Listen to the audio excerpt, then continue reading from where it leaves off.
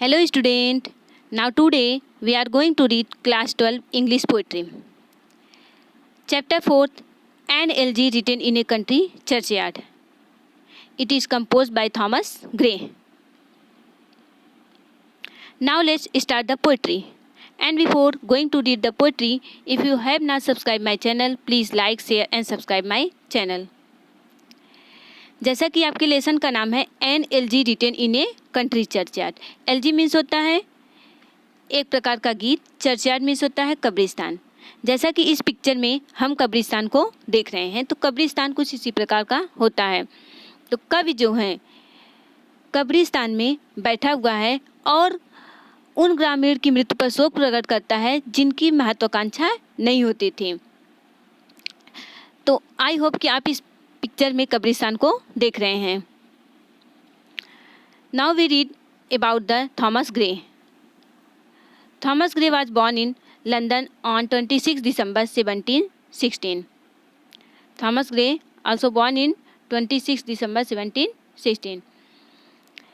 His father name was Philip Gray and his mother was Dorothy Andrews. He got educated at Eton and Peterhouse, Cambridge. He got his education at Eton and Peterhouse, Cambridge. He started writing poetry around 1742. He composed some remarkable poems in his early life. His masterpiece work, An Elegy Written in a Country Churchyard. This is his famous poem. And finished in 1750. In 1757, he was given the Poet Laureate, which he did not accept. He was appointed as Professor of Modern History and Language at Cambridge in 1768. He also appointed as Professor of Modern History and Language at Cambridge in 1768. He remained bachelor throughout his life and died in 1771. He was buried in the little churchyard of Stoke Page in Bucks. His other famous work was Pindari Code, The Progress of Poesy and the Bard. This is famous poem. There is a melancholy note in his poem. Now we read central idea of this poem. In this poem, the poet Thomas Gray is sitting alone in a country churchyard. He pays his tribute to the simple and ignorant people who are laying buried in their graves. He advised the people not to be proud of their noble worth, wealth, power and beauty. They all die one day. The end of the journey of our life is death, which is certain to all.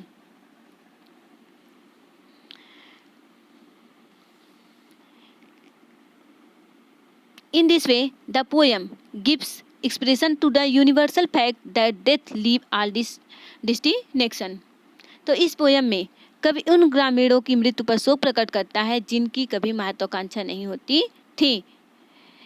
इस poem में कवि जो है अकेले कब्रिस्तान में बैठा हुआ है और ग्रामीण लोगों के बारे में विचार कर रहा है जो इस कब्रिस्तान में दफनाए गए हैं.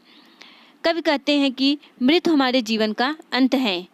एक दिन हम में से प्रत्येक व्यक्ति की मृत्यु हो जाएगी. कब्र हमारे जीवन की अंतिम यात्रा है. अतः हमें यश, धन और शक्ति के पीछे दौड़ना नहीं चाहिए. कवि कहता है कि कोई भी कितना भी अमीर हो या कोई गरीब हो, लेकिन सबका जो है एक ही रास्ता है और वह है कब्रिस्तान. प्रत्येक लोगों को इस कब्र में वापस ही आना है. कवि जो है इस पोयम में यह व्यक्त करता है कि प्रत्येक लोगों का जो भेद है, प्रत्येक लोगों को जो है भेदभाव नहीं करना चाहिए, क्योंकि प्रत्येक लोगों का अंत जो है यही कब्रिस्तान होता है. Now we read the poem. The curfew toll the knell of parting day. The lowing herd wind slowly over the lee. The ploughman homeward plod his weary way and leave the world to darkness and to me. पहले हम इसकी word meaning को देख लेते हैं. Curfew, curfew means क्या होता है? घंटियों का बजना। टोल मीन्स होता है धीरे धीरे, घंटियों का धीरे धीरे बजना। नेल मीन्स होता है knell of parting day, knell of parting means होता है दिन के समाप्त होने पर बजने वाली घंटियाँ। लोलिंग, लोलिंग मीन्स होता है रभाते हुए, लोलिंग हियर मीन्स रभाते हुए पशुओं का झुंड। ली, ली मीन्स होता है चारा गाह। प्लोमैन मीन्स किसान। वेरी मीन्स थके हुए। होमवर्ड मीन्स घर की तरफ वापस आना। अब यहाँ पे देखिए, the curfew toll the knell of parting day. गिरजाघर की घंटियां दिन के समाप्त होने की घोषणा कर रही हैं। अर्थात कवि जो है शाम के समय गांव के कब्रिस्तान में बैठा हुआ है, उसे गिरजाघर की घंटियां सुनाई दे रही हैं जो दिन के समाप्त होने का संकेत कर रही हैं और जो है यह संकेत कर रही हैं कि रात आने वाली है। The curfew toll the knell of parting day. गिरजाघर की घंटियां दिन के समाप्त होने की घोषणा कर रही हैं। The lowing herd wind slowly over the lea. Lowing herd means रंभाते हुए पशुओं का झुंड। Slowly over the lea, over the lea means जो है चारागाह। The lowing herd wind slowly over the lea, रंभाते हुए पशुओं का झुंड जो है चारागाह से घर की तरफ वापस जा रहे हैं। रंभाते हुए पशुओं के झुंड चारागाह से घर की तरफ वापस जा रहे हैं। The ploughman homeward plod his weary way. The ploughman homeward, दिन के कार्य से थके हुए किसान। द प्लोमैन होमवर्ड मीन्स दिन के कार्यों से थके हुए किसान जो है धीरे धीरे घर की तरफ वापस जा रहे हैं। And leave the world to darkness and to me, और संसार को अंधकार में और मेरे लिए छोड़ रहे हैं। और संसार को अंधकार में और मेरे लिए छोड़ रहे हैं, अर्थात संसार में अंधेरा छाने वाला है और कवि अकेला कब्रिस्तान में बैठा हुआ है। फिर से इस कविता को देख लेते हैं। The curfew toll the knell of parting day. गिरजाघर की घंटियां दिन के समाप्त होने का संकेत कर रही हैं। The lowing herd wind slowly over the lea, रंभाते हुए पशुओं के झुंड घर चारागाह से घर की तरफ वापस जा रहे हैं। The ploughman homeward plod his weary वे, दिन के कार्यों से थके हुए किसान धीरे धीरे घर की तरफ वापस जा रहे हैं। And leave the world to darkness and to me, और संसार को अंधकार में और मेरे लिए छोड़ रहे हैं, अर्थात संसार में अंधेरा छाने वाला है और कभी अकेले जो है कब्रिस्तान में बैठा हुआ है। Beneath those rugged elms that you trees said, where heaped the turf in many a mouldering heap, each in his narrow cell for evil laid, the rude forefather of the hamlet sleep. Rugged means भद्दे, elm means chira bell, turf means घासों का ढेर।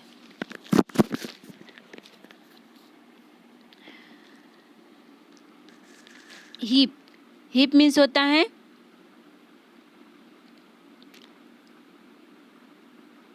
उठना। माउल्डरिंग heap means मिट्टी के जो ढेर लगे हुए हैं ऊपर की तरफ उठे हुए हैं। Each in narrow cell, narrow cell में तुच्छ कोठरी या तंगी कोठरी। फोर फादर मीन्स पूर्वज। हैमलेट मीन्स छोटा गांव। यहाँ देख लीजिए, beneath those rugged elms that yew tree shade, इन जंगली चिराबेल वृक्षों के नीचे। दोज रगेड इल्म, इन जो है जंगली चिराबेल पेड़ों के नीचे। यू ट्रीज, और सदाबहार पेड़ की छाया में। इस जंगली चिराबेल वृक्षों के नीचे और सदाबहार वृक्षों की छाया में। Where heaves the turf in many mouldering team, जहाँ पर नष्ट हुई कब्रिस्तान दिखाई दे रही हैं, एंड माउल्डिंग हीप, जिस पर जो है घास उगी हुई है। यहाँ फिर से देख लीजिए, बीनीथ दोज रग्ड इल्म द यू ट्री, इस जंगली चिलाबेर वृक्षों के नीचे, सदाबहार वृक्षों की छाया में, where heaves the turf in many mouldering heap, घासों के ढेर लगे हुए हैं, अर्थात जो है नष्ट होती हुई कब्र इस जो है सदाबहार वृक्ष की छाया के नीचे हैं, जिन पर घास उगी हुई हैं। इस सदाबहार और चिराबेल छाया के वृक्ष की छाया के नीचे जो है नष्ट जो है कब्रें दिखाई दे रही हैं, जिन पर घास उगी हुई हैं।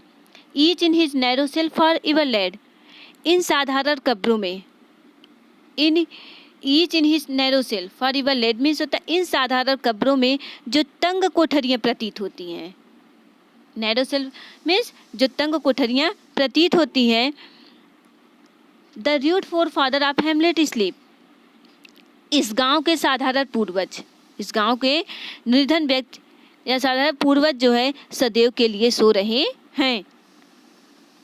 यहाँ फिर से देख लीजिए, बीनीथ दोज रग्ड इल्म दैट यू ट्री सेड, इस जंगली चिराबेल वृक्षों के नीचे, सदाबहार वृक्षों की छाया में, where heaves the turf in many mouldering heap,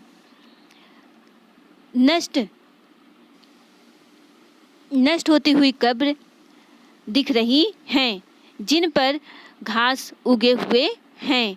each in है narrow cell for ever laid, इन साधारण कब्रों में जो तंग कोठरियाँ प्रतीत होती हैं उसमें जो है गांव के साधारण पूर्वज अर्थात निर्धन व्यक्ति सदैव के लिए सो रहे हैं।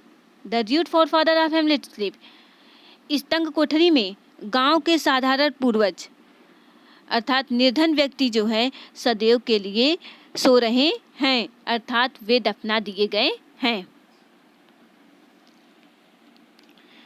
The cell of incense breathing morning, द swallow twittering from the straw bolt said, the cock shrill clarion or the echoing horn, the no more shall rouse them from their lowly bed। यहाँ पे देखिए, the breezy means क्या होता है, ताजी हवाएं।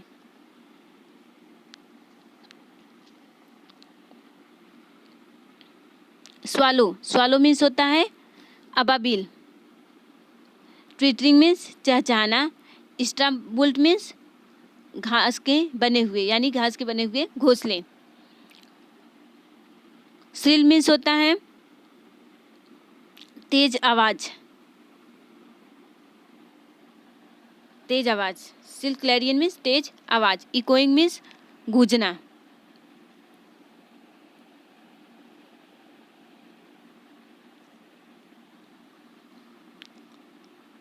यहाँ देखिए,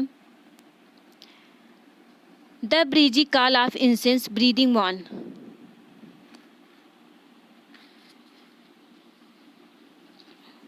प्रातः काल की शीतल सुगंधित हवाएं। The breezy sail of incense breathing morn में प्रातः काल की शीतल या सुगंधित हवाएं।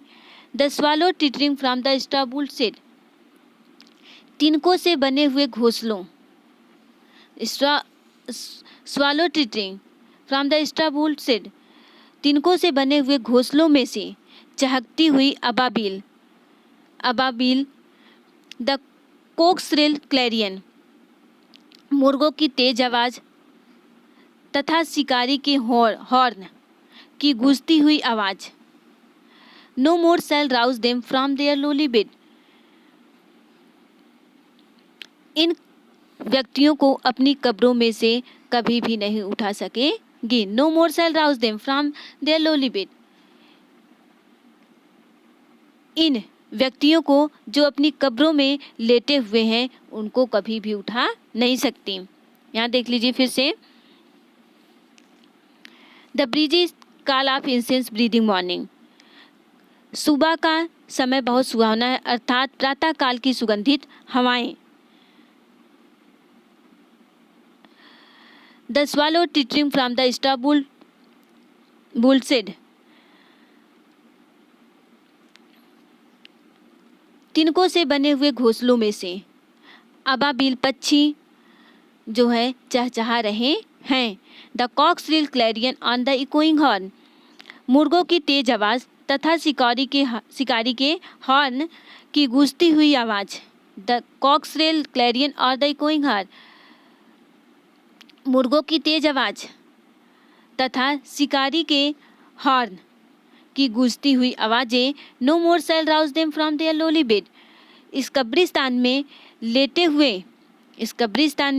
लेटे हुए व्यक्तियों को कभी भी नहीं उठा सकती है, उनको कभी भी नहीं उठा सकती।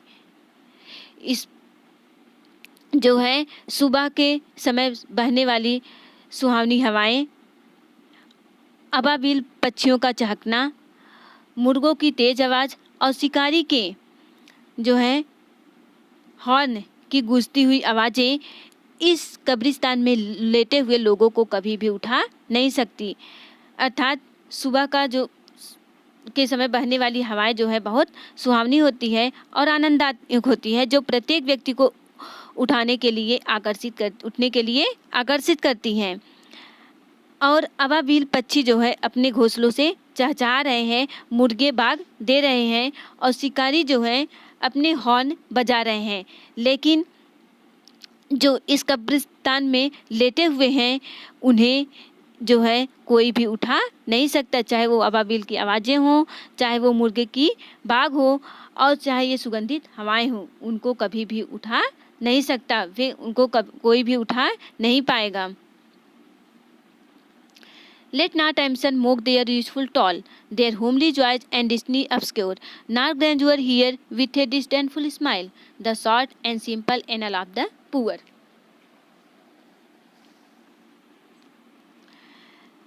Ambition means महत्वाकांक्षी, मोक means मजाक उड़ाना।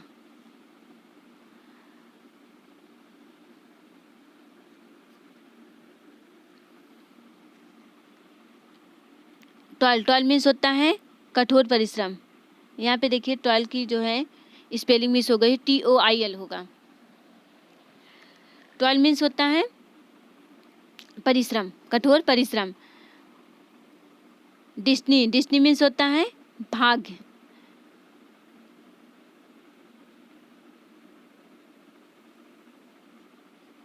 या डिस्डेन मीन्स होता है, यहाँ पे भाग्य से मतलब नहीं, यहाँ पे अपमान करना, यहाँ पे उनके भाग्य पर अपमान करना।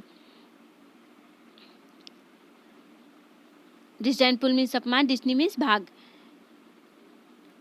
एनल मीन्स क्या होता है, लेख करना या वर्णन करना। यहाँ देखिए, let not ambition mock their useful toil, कब्र में दफनाए हुए इन निर्धन व्यक्ति के परिश्रम। Their homely joy and destiny obscure, उनके घरेलू आनंद तथा अस्पष्ट भाग पर महत्वाकांक्षी व्यक्तियों को न तो हंसना चाहिए। यहाँ पे कभी कहता है let not ambition mock their useful toil, हमें जो है कब्र में दफनाए हुए इन निर्धन व्यक्तियों के परिश्रम, उनके घरेलू आनंद और उनके भाग्य पर जो है हमें हंसना नहीं चाहिए। Not grandeur hear with a disdainful smile, और न ही इन दीन दुखियों के व्यक्तियों के जीवन के सामान्य घटनाओं को, not grandeur hear with a disdainful smile, हमें जो है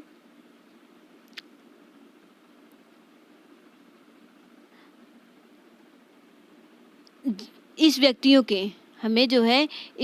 के जो है जीवन की सामान्य घटनाओं को सुनने में वैभवपूर्ण धनी व्यक्तियों को घूरापूर्वक मुस्कुराना नहीं चाहिए। यहाँ पे कवि कहता है कि let not ambition mock their useful toil, महत्वाकांक्षी लोगों को जो है इस कब्र में दफनाए हुए निर्धन व्यक्तियों के परिश्रम, उनके घरेलू आनंद पर जो है हमें हंसना नहीं चाहिए। Nor grandeur hear with a disdainful smile, nor grandeur hear, और महान लोगों को जो है घृणापूर्वक मुस्कान हंसना नहीं चाहिए। Short simple and inner of the poor, हमें जो है इस गांव के साधारण लोगों के जो है दीन दुखियों के व्यक्तियों पर, हमें इस साधारण गांव के दीन दुखियों के व्यक्तियों के लेखन कार्य पर, उनके जो घरेलू कार्य हैं और उनके जीवन की सच्ची घटनाओं पर जो है हमें जो है घृणापूर्वक अपमान नहीं करना चाहिए, हमें घृणापूर्वक मुस्कान नहीं करना चाहिए।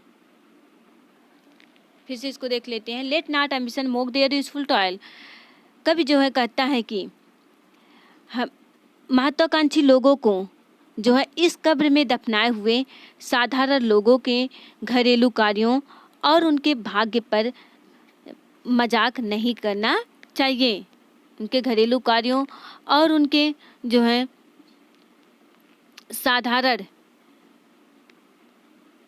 व्यवहारों पर हमें हंसना नहीं चाहिए। Not grandeur hear with a disdainful smile, और महान लोगों को जो है घृणापूर्वक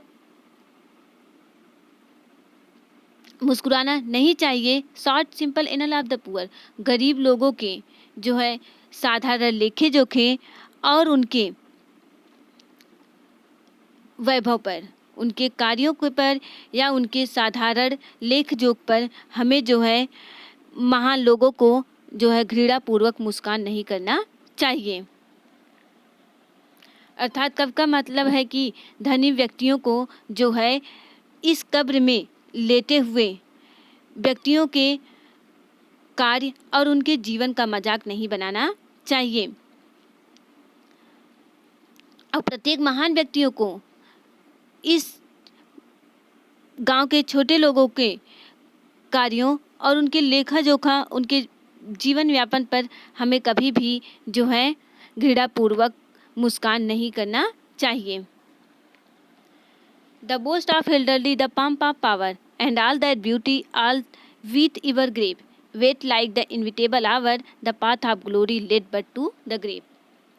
the boast of heraldry, the pomp of power, the boast, boast means क्या होता है? आत्म प्रशंसा करना। एल्डरली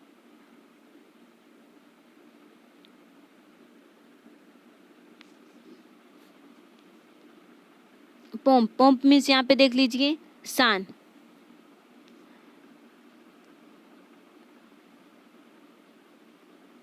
इनविटेबल आवर मीन्स मृत्यु का समय। पाथ मीन्स रास्ता। ग्लोरी मीन्स होता है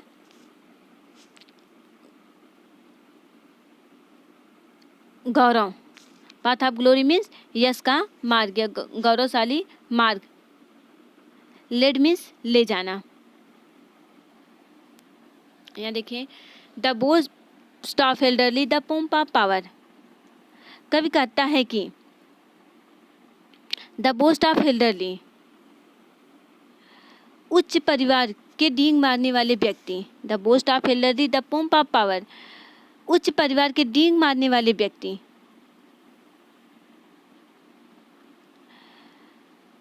और शक्ति का प्रदर्शन करने वाले व्यक्ति के सौंदर्य और उनकी समस्त संपत्ति को समान रूप से निश्चित समय की प्रतीक्षा करनी पड़ती है। कवि कहता है द बोस्ट ऑफ एल्डरली, आत्म प्रशंसा करने वाले जो लोग होते हैं, जो शांत उच्च परिवार के जो डींग मारने वाली व्यक्ति होती हैं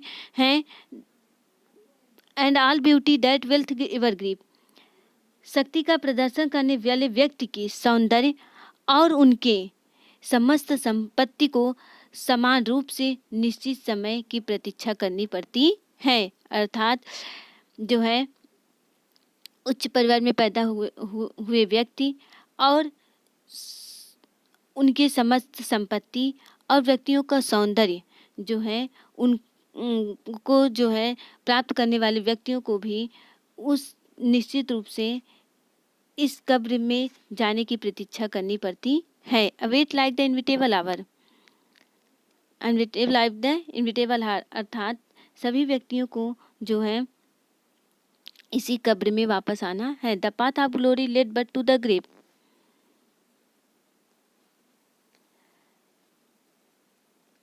द पाथ ऑफ ग्लोरी कब कहता है कि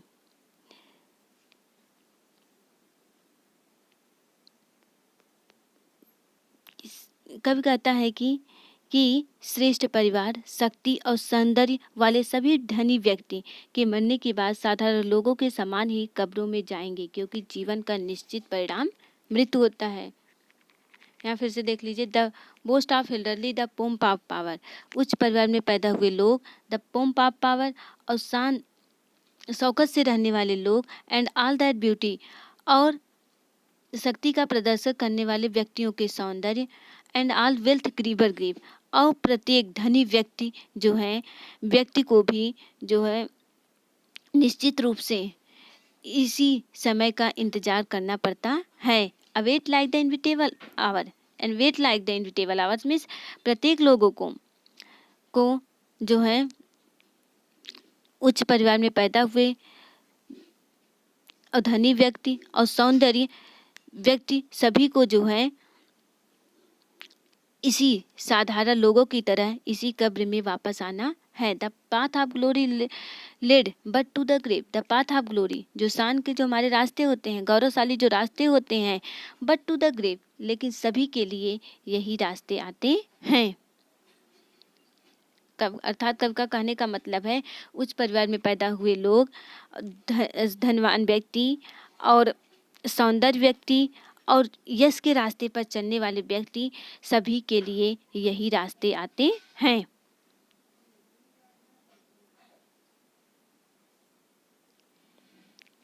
Now we explain in English. The toll the knell of parting day. The curfew toll the knell of parting day. In this poem, the poet pointed out in this line that the evening is coming and the day is about to be over. The cattle are returning to the village. The farmer have done their work. They have worked hard throughout the day, so they are completely tired. This is why they are moving slowly. The farmer also moves slowly towards his home because they are looking very tired. And the ringing of the bell, the return of the cattle, farmers, so the peace all indicate clearly that the day is over. So the world is full of darkness. The poet is sitting alone in the graveyard, seeing the fate of the common people who lie buried there. There he becomes sad. The poet is become looking very sad.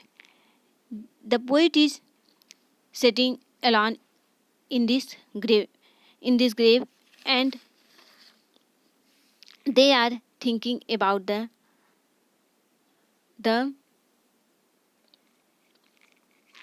people who are buried in this grave.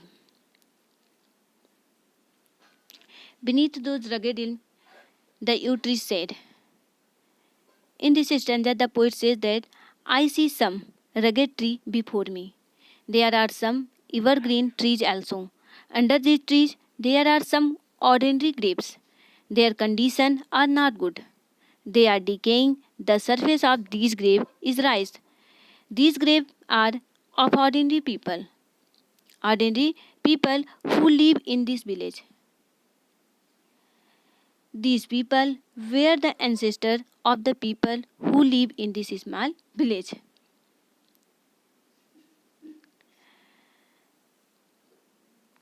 Next stanza, the breezy smell of incense breathing morning. In this stanza, the poet says that the morning is very pleasant. The cool, pleasant air attracts everybody to get up. The swallows are twittering from their nest, which are built of straw. The cooks are crowing. The hunters are blowing their horn. All these things have no effect on the dead people who are lying buried in their graves. they all never rouse as they are dead and buried. The morning mist is very pleasant, and the birds also twittering from his nest, and the cooks are crowing, but they cannot get up to the people who are buried in this grave. Nishisenda, let not ambition mock their useful toil. In this poem, the poet did not like that the rich people who laugh at the simple doing of the poor people. In this stanza, poet did not like that people who also laugh at the poor people who were in the grave at that time. The poet says that the rich people should not laugh at the simple people, at the simple people or their work. These people enjoy, the poor people enjoy lives in their humble way. Their lives pass in the usual way. There was nothing important in their lives. The course of their lives was without any significance. This is why he asked the great and rich people not to laugh scornfully at the simple way of the poor. So, in this poem, the poets want to talk about the about the poor people who are buried in this grave. The poet says that the rich person shouldn't laugh at these people because they were living very simple life and their lives pass in the usual way and there was nothing important in their lives. So poor people or grandeur person doesn't mock on their life. The boast of elderly, the pomp of power. In this stanza, the poet says that we should not be proud of our high position in the society. We should not boast of our doing. We should not care for money, power, and fame. All are useless. Money, power, and beauty. These are useless. What he have, what we have, or what we try to achieve is subject to death and decay. What we achieve, but after, at the end, we also go to in the grave. The rich and the people, the rich and the poor, the high and the low, all will perish one day. The poor and the rich, the high and the low, all will go in this grave one day. The death is the end of life. Death conquests all and everything. In this world, nothing is permanent. The poet says that in this world, nothing is permanent. Grave is the end of our journey of life. So we shouldn't pride of our wealthy or our beauty because every people they are rich or they are poor they will go one day in this grave. So in this poem